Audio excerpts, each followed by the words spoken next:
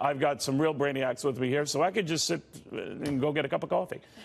We got Liz Peek here, our Fox News contributor. We got Moody's Chief Capital Markets economist John Lonsky, and last but not least, our own Susan Li. Susan, clearly, Amazon, we're just waiting for the moment. We got the moment. Yeah. People sell off on the moment and waiting for other stocks that will move in the moment, too. Yeah, as you said, it's like LaGuardia. The plans are just lining up. And Amazon, you know, we got the sense that there's still a lot of upside. Morgan Stanley slapped $2,500 price target, highest on Wall Street just last week on Amazon. And it's a $200. Remember how ridiculous that seemed at the time? Well, I didn't think it was ridiculous. No, Did you think it was ridiculous? Percentage-wise, no. No. Absolutely But $235 billion in revenue each year, 11% of that is Amazon Web Services. It can only grow more. 130% average gains for its advertising business. I mean, it just goes on and on and on. Yeah. And there's just a lot of potential for a big company like this. I just worry when there's 40-some-odd analysts who follow the company and they all have the same view. I mean, just the contrarian in me would say, all right, is there a potential slowdown here in this story, or that it's too perfect a picture? Yeah, it's just like being on the front page of Sports Illustrated, whereas we're like, that's that, folks. Exactly. Look, I think that the big story at Amazon, the thing that keeps the ball rolling, is they keep having new markets to go into. They keep targeting new sectors of the economy. They really haven't, for example, got into healthcare. Imagine what would happen if Amazon really gets involved in healthcare in any significant way. The bearish argument of that, why am I being a half-empty glass guy? Yeah. Just raising this is that you get the attention of government regulators who say, and slow I was down. going to say, one of the great things they have going for them is they really aren't involved in this social media issue of, are you restraining conservative voices? Are you doing something that, you know, people don't like? Basically, people, other than the fact that they've taken jobs and created a meltdown on the retail brick-and-mortar sector, people like Amazon, it's made their lives easier. So you know what? Right now, they're on a roll. You discovered that conservatives and liberals both like to shop. Yeah, so at midnight in their pajamas. That's the thing, it's right? It's a bipartisan buy. You know, John, we were talking at the outset, too, about trade worries today and the fact that they could escalate. Canada might or might not come to the table. China, of course, had some nasty things to say over the weekend, so no quick thaw there. That's been sort of like a theme in the market coming back this trading day. And it could be a problem for September or no? Oh, it could very well be a problem. You know, markets get tired of this persistent uncertainty surrounding international trade. They want some resolution of these matters.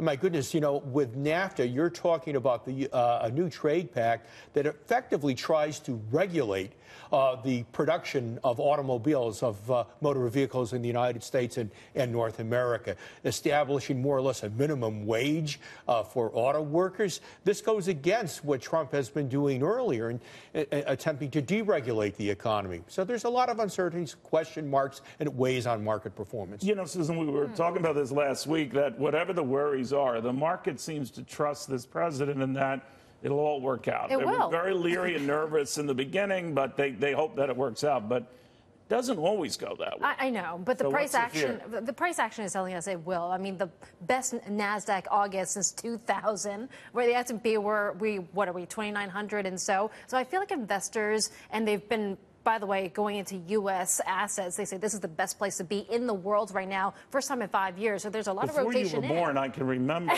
January 2000 when they were saying stuff like that. Oh, yeah? Okay. But I would say, you know... Don't I sound really old? Yes. Yeah. You are sounding a little bearish today. Yeah. I liked her response, though, as well, yeah, maybe.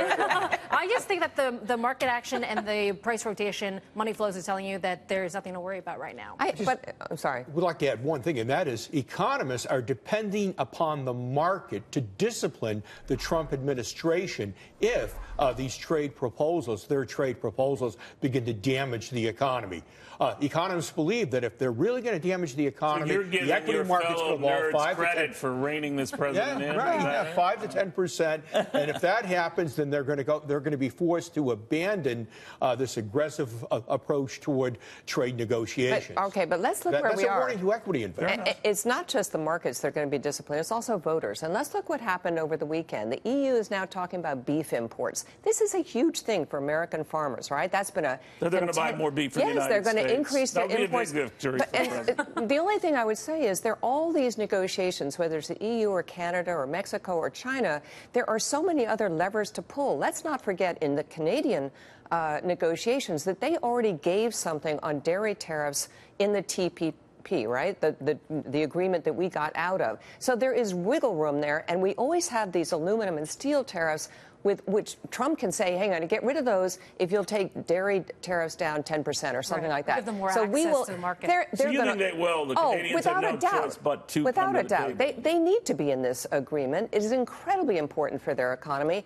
And look, what we're reading is that they're willing to make concessions on dairy to also make sure that they have this resolution agreement that now is not part of NAFTA brought back. So there's so much negotiating room here. I think the reason, to your point, that markets continue to be optimistic is they know there's a lot of flexibility and there continues to be some progress. And I would argue that the agreement with Mexico was big progress.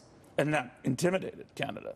Totally. Yeah, I'm surprised, though, that it happened so quickly because they stood away for 5 weeks so that the U.S. and Mexico could find that they will come to the table and do something relatively soon. Absolutely. Right? When 75% of your exports depend on one country, you will come to the table. And I think they're used to this type of harsh rhetoric from the U.S. president. But what do you make of the during president's tough harsh rhetoric toward Congress, right, saying don't fiddle with this? Well, ultimately, Congress has to approve any revision of this trade pact. That's the way the law is written. That's Article 1 of the U.S. Constitution. Well, the president always said don't screw it up in his best Tony Soprano impression. Although Obama did not bring TPP to Congress, as you recall, right? So I think that's a little bit looser maybe than But he's right, and so our Congress does have to write off on it, right? So do you anticipate any problems with any of that? Well, I think there might be some resistance from Congress if it turns out businesses and labor are not pleased with the new NAFTA pact. Right. And its renegotiation authorization has to involve 3 countries. It's not just U.S. and Mexico. Congress gave the authority to renegotiate with Canada and Mexico and the U.S. It's a 3-country, 3-party deal. Reject it. And risk going into an abyss here, right? Yeah, no, I just think it's probably better to play safe. Do any of you look at the markets the way they've been behaving and say, all right, this technology environment looks solid. It looks very solid for banking issues despite the higher rates, but they're not exorbitantly high. That when you worry, what do you worry about, John?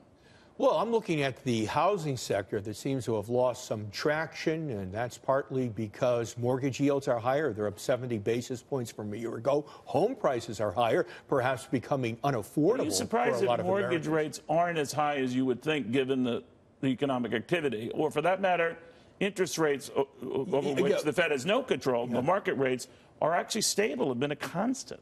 And that brings attention to the problems we now have with emerging market countries. We, of course, have a lot of problems with Turkey and Argentina. We also find that the dollar is up by more than 20% versus the South African currency versus the Brazilian currency. There's something amiss outside the United States and the emerging markets that had been providing a nice impetus Is that a black growth. swan development? We always look at these outside events. Quite frankly, is that an outside event? You know what it smells a little bit like? Remember if we go back to, the late summer 1998 when we had the problems with Russia and whatnot. Who knows? Maybe we'll have a replay The ruble was collapsing. And the fall before that, we had the Asian contagion, right? Sure. I mean, Italy is always known there's for that always kind of negatives stuff. out there.